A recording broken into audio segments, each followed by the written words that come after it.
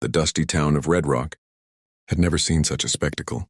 As the eastbound train screeched to a halt under the burning desert sun, its steam curling into the dry air while curious townsfolk gathered near the platform, out stepped a young woman with auburn hair, her face pale yet determined, clutching a worn carpet bag as if it were her lifeline.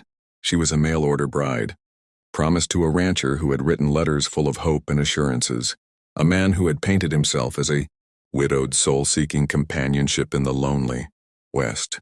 But as her eyes searched the crowd of strangers, no one stepped forward to claim her hand. The sheriff shifted awkwardly, the women whispered behind gloved hands, and the cowboys on the sidelines chuckled low, thinking it a cruel joke. Her heart sank as the realization hit her. She had traveled hundreds of miles, leaving behind her old life and every ounce of security, only to discover she was unwanted. Murmurs began to ripple through the crowd, words like abandoned, fraud, and foolish.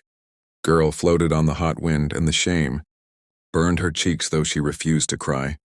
Just when the crowd was about to disperse and leave her standing alone, a tall figure broke from the line of onlookers.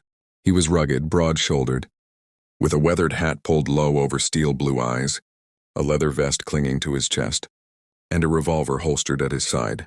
The stranger paused, his gaze fixed on her with an intensity that silenced even the most cutting whispers. In a voice steady and commanding, he said, "I will." The words cut through the air like the crack of a whip. The bride's breath caught in her throat, uncertain if she had heard right, while the townsfolk turned their heads in shock. This man had not written her letters, nor had he made any promises, yet there he stood, ready to step into the role fate had so unexpectedly carved out for him. The sheriff raised a brow but asked no questions, for he knew this cowboy to be a man of honor, one who kept to himself, worked hard, and never shirked from a challenge. The young woman, her name revealed to be Clara, tightened her grip on her bag, torn between fear and relief. She didn't know him, didn't know if he was kind or cruel, trustworthy or deceitful, but something in his gaze spoke of sincerity. She lifted her chin, summoning courage from the depths of her weariness, and with a trembling voice said, "Then I will, too." The crowd erupted in murmurs once more, but this time it was not with scorn, it was with curiosity, admiration, even a little awe.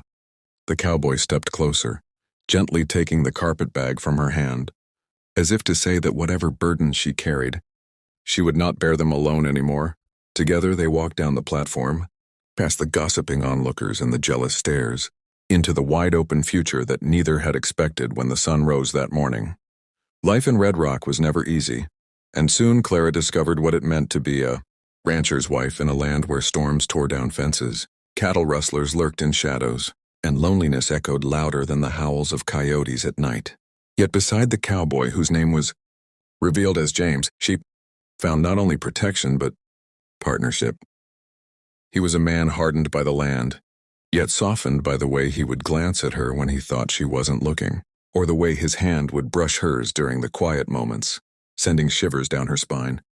At first their relationship was built on necessity, on the sudden twist of fate that bound them together, but as the days turned into weeks and weeks into months, a different bond grew between them, one of respect, admiration, and a slow-burning love that neither could deny. Clara proved herself resilient, more than the delicate bride they assumed she would be. She rose before dawn, learned to ride with confidence, tended to livestock, and even faced down danger when a rattlesnake threatened their homestead. James, who had lived with the silence of an empty house for far too long, found himself laughing again, speaking again, feeling alive in ways he had nearly forgotten. One evening, as the sky turned to gold and the prairie stretched endless before them, he told her that he hadn't stepped forward on that train platform. Out of pity, he had done it, because the moment he saw her, standing proud despite her heartbreak, he knew she belonged in his life. Clara's eyes filled with tears, but not of sorrow, for at last she realized that the man fate had chosen for her was far better than the one who had abandoned her. Their story became legend in Red Rock, whispered in saloons and told around campfires, a tale of how a mail order bride sent west with no one to claim. Her had instead found a husband who claimed her with a single, powerful vow, "I will." And as the years passed, their love only deepened. proving that sometimes destiny doesn't follow letters or promises. It follows the courage of two hearts willing to take a leap together. Dear listener, if this story touched you, if you felt the fire of the West and the spark of unexpected love, make sure to subscribe to our channel so you never miss the next tale that might stir your soul and remind you that true love often arrives when we least expect it.